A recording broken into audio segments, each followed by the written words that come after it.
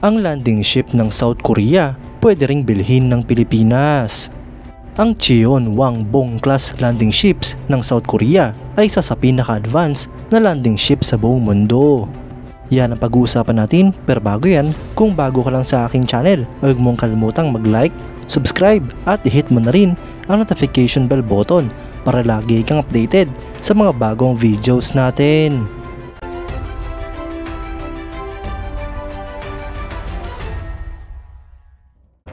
Sa kasalukuyan mga idol, ang Republic of Korea Navy Cheonwang-bong class landing ship tank na ROKS Cheonjabong ay dumating sa Poro Point, San Fernando, La Union upang mag-participate sa Pacific Partnership 2023 kasama ang Pilipinas at US militaries. Ang Cheonwang-bong class landing ship mga idol ay isang amphibious landing ship class ng Republic of Korea Navy. Noon nga pong late 1980s mga idol, ang Republic of Korea Navy ay napagdesisyonan ng palitan ang mga lumang fleet ng mga World War II era LST-542 class tank landing ships na binili ng kanilang bansa mula sa US Navy noong 1958. Ang first phase nga po sa proyektong ito ay ang development and design na nagsimula noong 1987 gawa ng Korea Tacoma. Makalipas nga po ang 4 na taon na development, ang lead ship na Go Junbong ay nilaunch noong 1991. 3 barko pa nga po ang sumunod at lahat nga po ng barkong ito ay nakomisyon noong 1998. Sa kasalukuyan nga po mga idol, ang Republic of Korea Navy ay merong 4 na units na aktibo ng mga Cheonwang-bong class tank landing ships. Ito nga po mga idol ay may bigat na 4,950 tons, may haba nga po itong 126.9 meters, beam na 19.4 meters at draught na 5.4 meters. Ang propulsion nga po nito ay coded 4 na MAN 12V28/33D STC diesel engines. Ang maximum speed nga po ng barkong ito ay 23 knots, habang ang range naman ay 8,000 nautical miles. Para naman nga po sa boats and landing craft carried ay meron nga po itong 2 landing craft mechanized.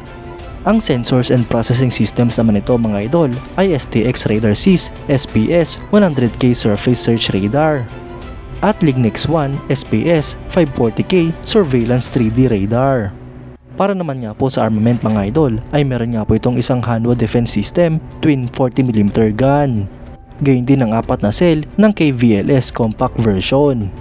Ang armor nga po nito mga idol ay Lignex 1 SLQ 200K Sonata electronic warfare suite.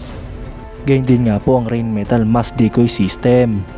Ang aviation facilities naman nga po nito mga idol ay mga helicopter deck na pwedeng paglandingan ng mga advanced, moderno at malalakas na mga helicopters ng South Korea. Ang unang barko nga po sa class na ito mga idol ay ang ROKS Cheonwang-bong LST-686 na gawa ng Hajin Heavy Industries. Ito nga po ay nilaunch noong September 11, 2013 at kinomisyon noong December 1, 2014. Ang sumunod naman ay ang ROKS Cheonjabong LST-687 na gawa ng Hyundai Heavy Industries. Nilaunch nga po ito noong December 15, 2015 at kinomisyon noong August 1, 2017.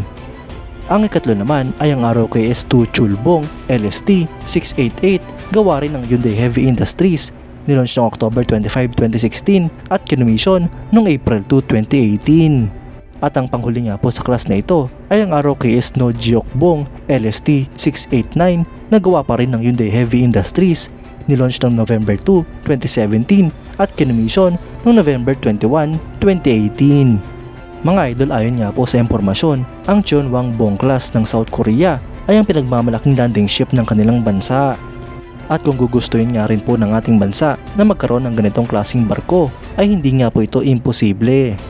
Maganda nga po ang pakikitungo ng Pilipinas sa South Korea at suportado rin ng South Korea ang modernization program ng AFP.